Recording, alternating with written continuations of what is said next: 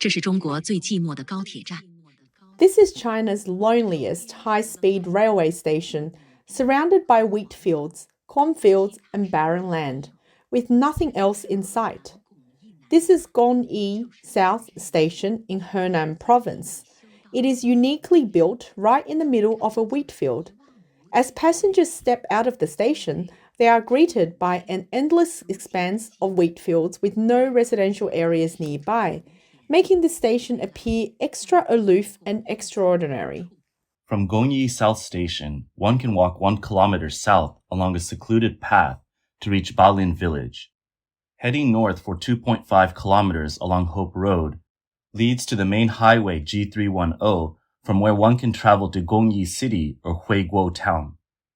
According to public records, the station building covers an area of 5,000 square meters with a waiting hall of 2,000 square meters that can accommodate 600 passengers at a time.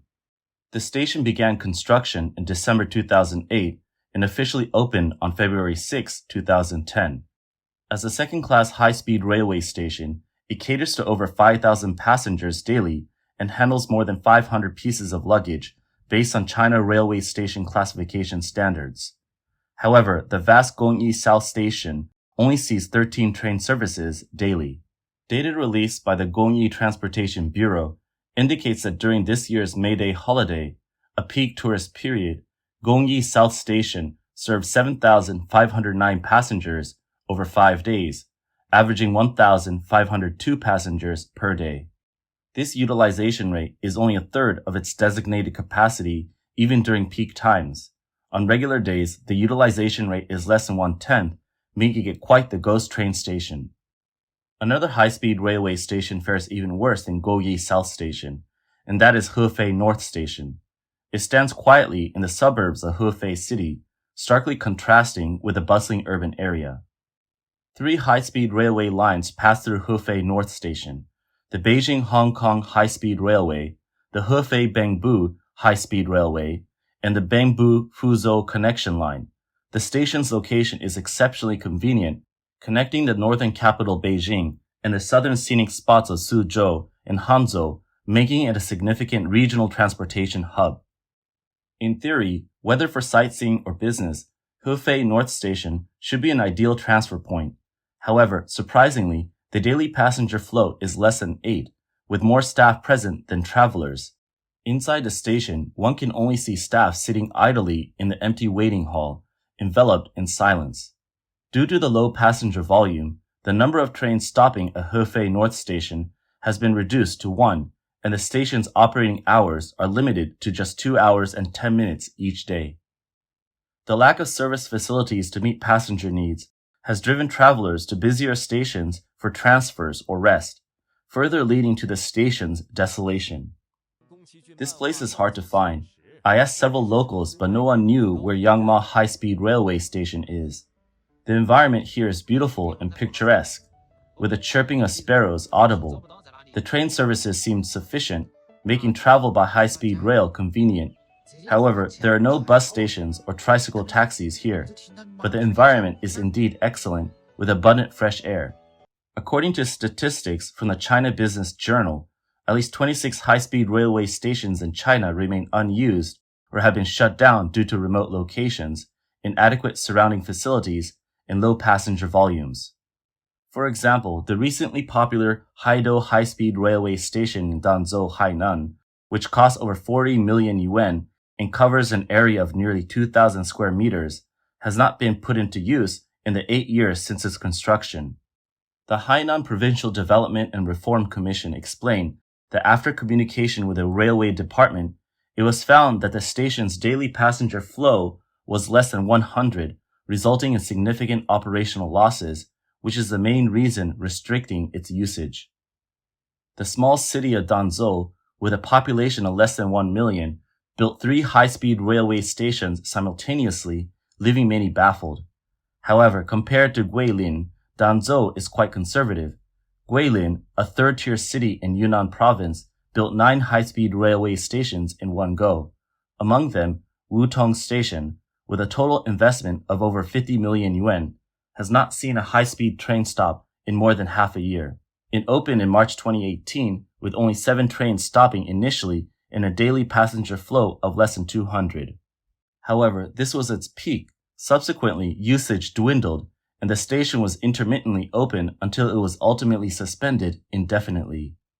In Nanjing, the capital of Jiangsu Province, Jiangpu Station and Zijinshan East Station have remained unused for over a decade since their construction.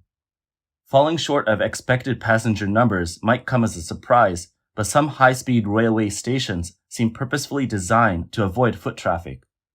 For instance, Shaogan North Station in Hebei Province is located 100 kilometers from the urban area. Locals would rarely choose to travel 1 or 2 hours to reach Shaogan North Station unless absolutely necessary.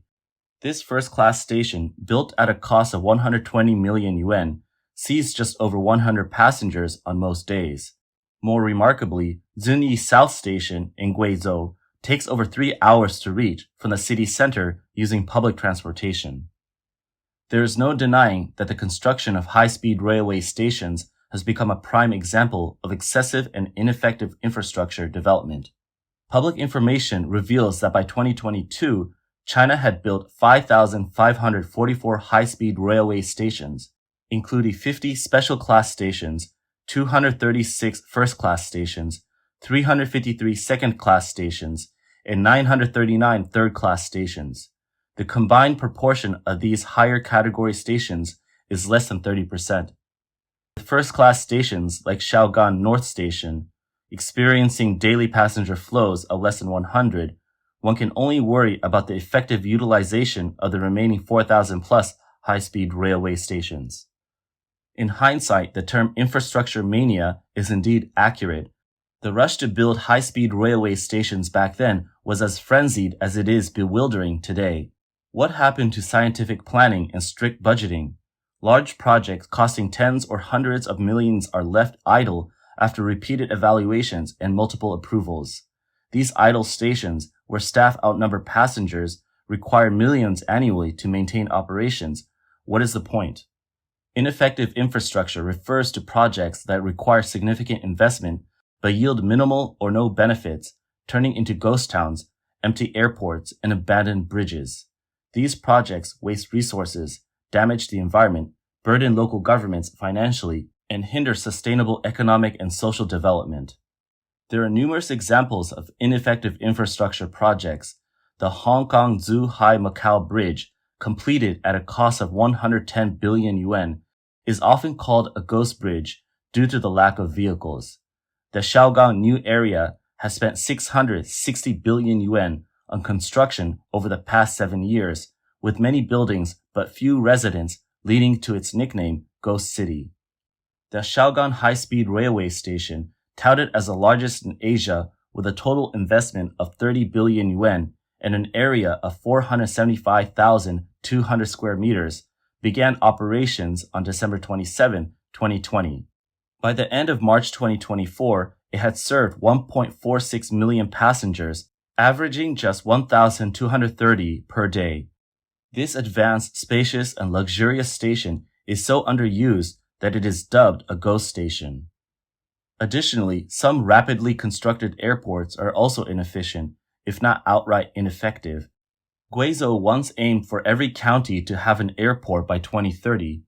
Henan set a goal for every county to have a general airport and every township a temporary landing site. If passenger volumes are insufficient, the massive investments will be hard to recoup, leading to colossal waste. In 2022, 7 airports nationwide had annual passenger volumes below 2,600, averaging fewer than 7 passengers daily. Dalian's Shanghai Airport had only 164 passengers in 2021, less than 0.5 passengers per day. Such airports are almost indistinguishable from being abandoned. Subways in various regions also face similar issues, with some cities launching metro projects without adequate planning. For example, the Gantangchao metro station on Ningbo's Line 3, which cost 200 million yuan, is surrounded by desolation. The causes of ineffective infrastructure are multifaceted, including performance-oriented governance, blind imitation, lack of planning, and poor supervision. Addressing ineffective infrastructure requires reforms and innovations across institutional, market, and technological areas, aligning them with economic and social development. To fund these ineffective infrastructure projects, local governments often issue bonds or raise debt through financing platforms, leading to an ever-increasing scale of government debt. As of the end of 2020, the national balance of local government debt was 25.7 trillion yuan. By the end of 2023, this figure had risen to about 40.7 trillion yuan, with a statutory government debt ratio of 56%. The growth rate is alarming. Beyond the explicit debt, local governments also carry substantial implicit debt, which includes debts beyond statutory limits, as well as legal guarantees involving public institutions and state-owned enterprises.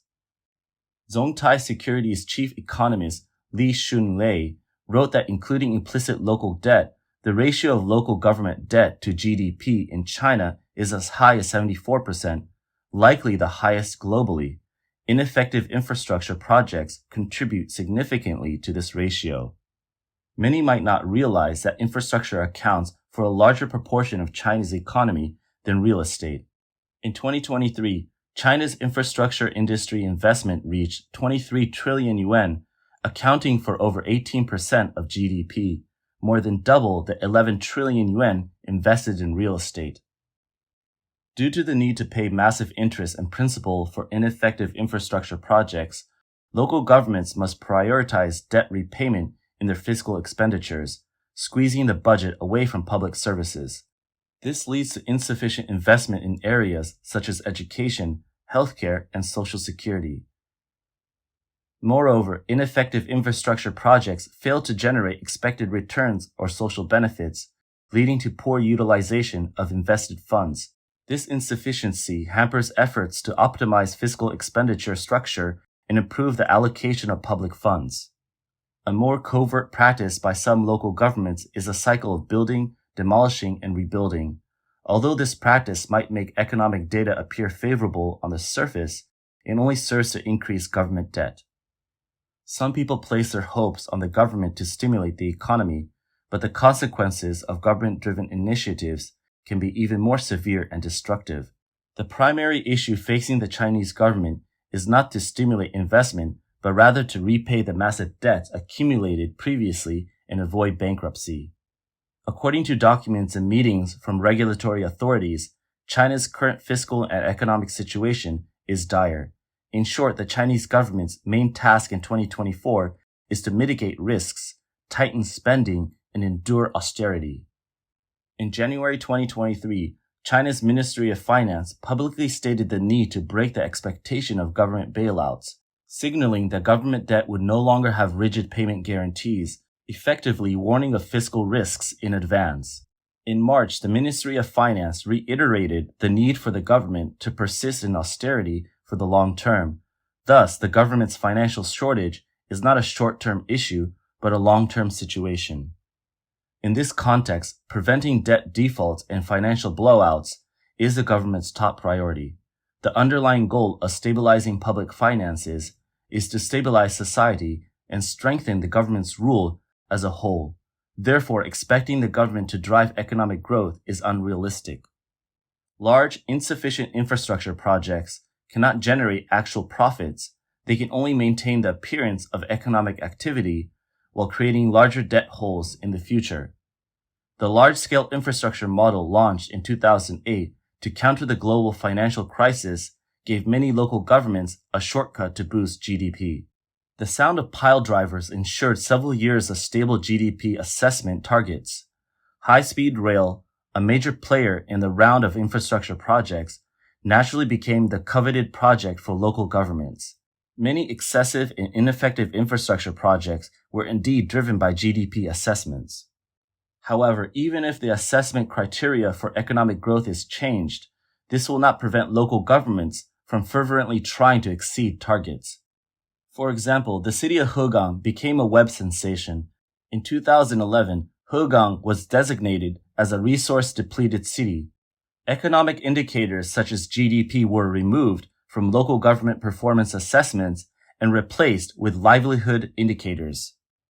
From 2023 to 2018, Hegang built 110,000 units of affordable housing, leading to an oversupply in a city with less than 1 million registered residents and a significant outflow of its permanent population. Some households received 4 units of affordable housing, one for each season. However, the residents were not pleased because they had to pay a price difference ranging from 350 to 550 yuan per square meter for these homes. The individual apartments on their own might not be expensive, but when added together, it was not a small amount. Further, many residents were made redundant due to large-scale closures of coal mines. Many people used the redundancy to pay the price difference for the apartments. Later, the story of Hegang's housing oversupply became widely known. Houses in Hegang fell to dirt-cheap prices, and even real estate agents went out of business. The money residents paid to cover the price difference was wasted. Hegang's surplus affordable housing is both ineffective infrastructure and ineffective social welfare. The local government's actions did not change with the removal of GDP assessments. The old methods of excessive force and lack of foresight persisted. Infrastructure-driven growth only requires approval from higher authorities and bank funding to commence. Concerns about local economies being overstretched, unreasonable planning, and heavy debt burdens are future problems. Local governments are permanent, but their administrators are temporary. By the time these issues emerge, the officials might no longer be in office. Some believe that holding officials accountable after the fact is a cure-all for the problems caused by ineffective and excessive infrastructure projects. However, this is overly optimistic. True accountability would require a thorough investigation through the entire approval process, involving numerous officials. This naturally leads to collusion among officials during accountability processes. Even if a few are held accountable, it is a rare event. The fear of post-facto accountability does not deter officials from inaction, as the immediate consequence of inaction is immediate career death. Therefore, post-facto accountability is not often effective. If someone is unfortunate enough to become a typical example of post-facto accountability, it usually results in administrative responsibility for decision-making errors and internal disciplinary actions. After the storm passes, the official often resumes their career. Even if their career takes a detour, the rewards they received might still make it worthwhile. Those who consider post-facto accountability as a universal remedy fail to realize that both post-facto accountability and performance assessments are part of the same top-down system feedback loop. In essence, top-down performance assessments are like mandatory essays. Higher authorities set the topics and grade the results. Whether the focus is on GDP or something else, the essence remains the same. Subordinates emulate the preferences of their superiors, leading to intense competition and excessive measures during implementation.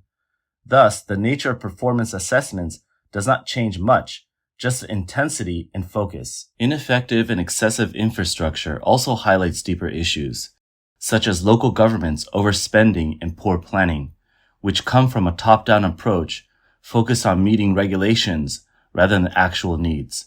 Local fiscal resources are limited, and with shifting priorities, strict budget controls are challenging to implement. The strictness of controls depends on how much importance is placed on performance goals. Without addressing the fundamental issues in the system, small fixes won't do much.